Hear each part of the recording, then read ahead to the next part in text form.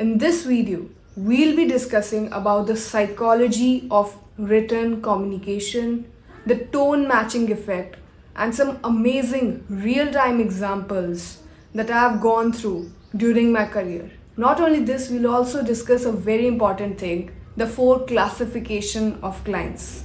Whether we talk about emotional clients, about distressed clients, elaborated, extended clients, all these clients into just 4 categories that will not only help you to create dynamic templates of written communication, but to gather information more and more unless you make it a habit. Always remember, a question activates your mind, whereas a statement puts your mind to rest. And that is what we are going to do. We will activate your mind to think some very important aspects of the psychology of how to deal with a client and gain many projects. So let's dive in. So we'll start with the conversational bonding principle. It's a mere exposure effect. What conversational bonding principle implies is the more you talk or the more you engage with the client, the more likely he will be bonded by you. Your bond will deepen itself. So that doesn't imply, let me clarify, that we just talk fluff with the client, which doesn't make sense.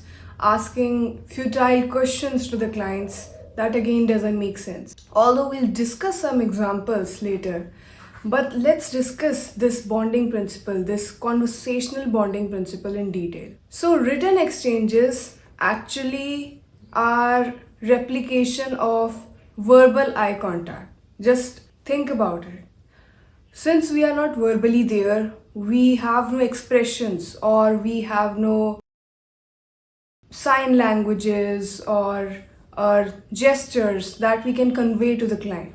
What we have is written snippets that we are sending. With that, we also need to convey our expressions. We also need to convey our emotions to the clients and set a tone based on what client type is and what he wants, the requirements of the clients. So what my suggestion is, when you are starting a conversation, we are always told to ask a question, you must have heard. But what type of question to ask and what type of question not to ask, not to repeat what client has already told, is very important. And that is the main reason I always tell people not to make templates. Even if you're making templates, make them a bit dynamic. Have a space in them that can be client specific. Because see, I'm not saying the client repeats and you're not tracking and you send a same template to them and it makes you portray that you're just replicating the conversations. But what I seek is you have to be truthful to yourself as well. Anyways, we'll discuss that later. Let's move forward to more interesting things. So there is a very interesting concept of mirroring neurons or mirror neurons effect. Now we'll discuss that later after I show you certain examples that are really very interesting, and we'll get how 2 freelancers of same background, let's say same experience, same comparatively same portfolio analysis, how the conversations differ and how it affects the clients. Now you can see these examples as a client, so it would be more interesting and better understandable to you. And after that, we'll discuss the mirror neurons effect. Stay tuned. So here are some examples. We have 2 freelancers, freelancer A and freelancer B. So client always judges you on how you reply. The first impression is a very important impression. And when a tone is set, it not only helps you, but a client to not judge you again and again in the future.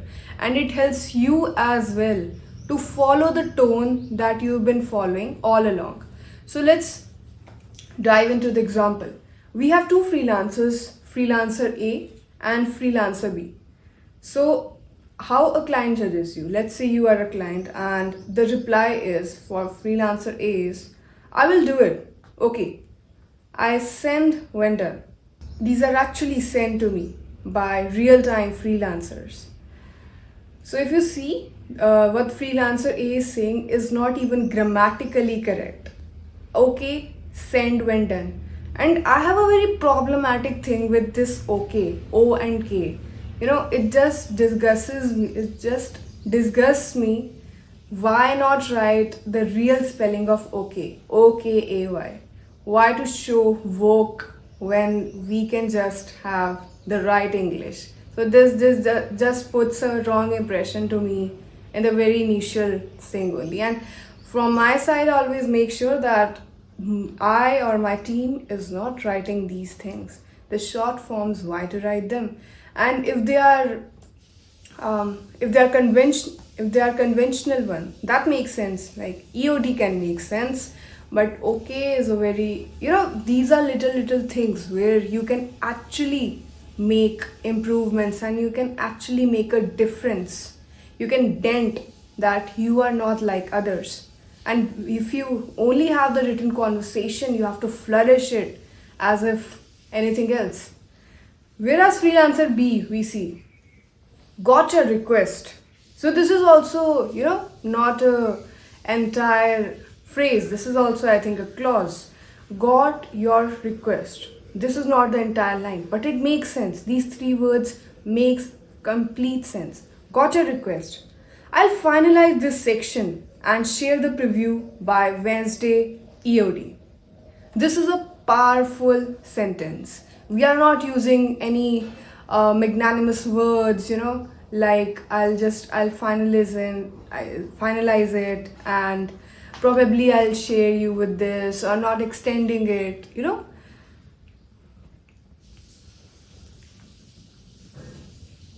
So this is the correct way to write. Moving on to further example.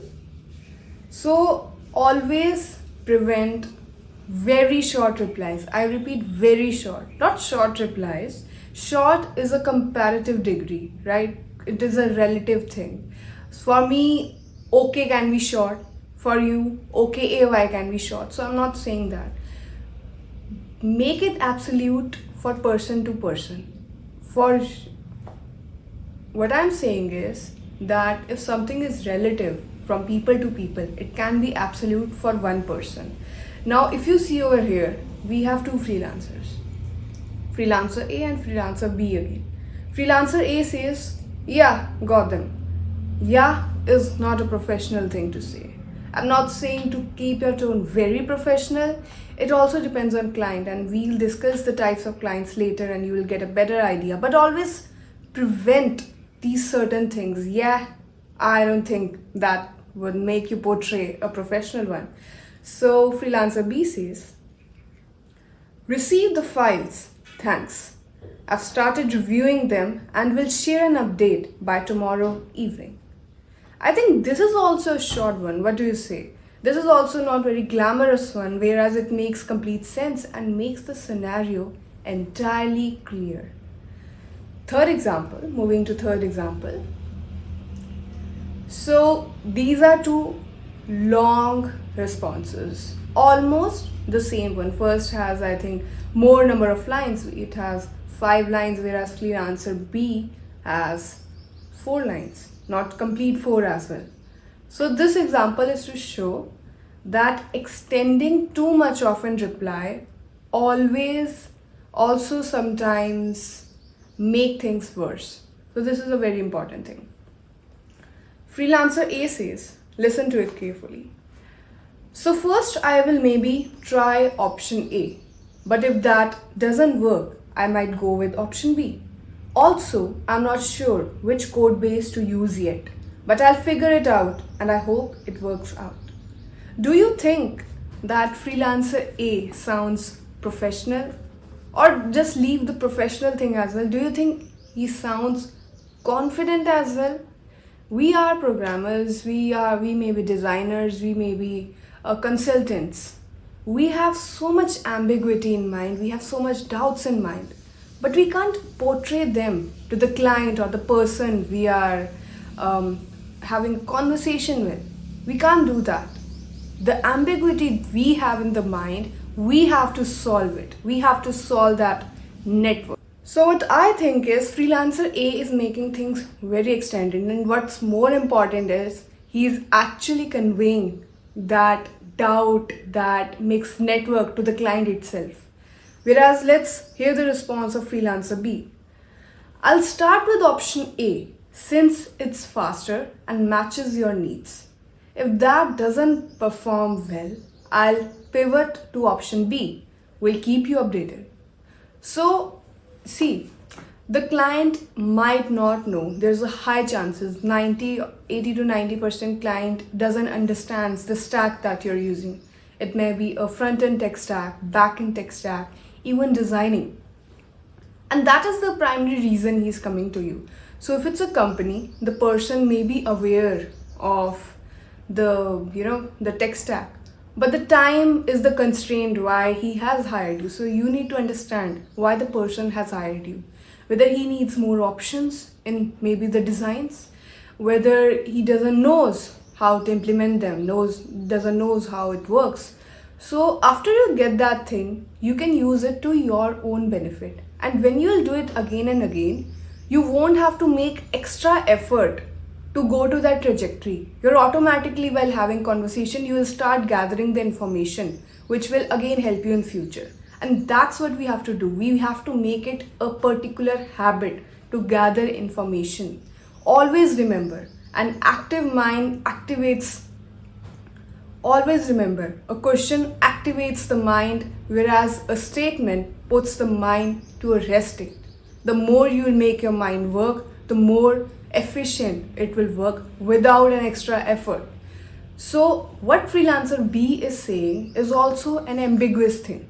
He's not saying that I'll follow option A, I'm clear about that, but he is conveying his ambiguity with a clear sense.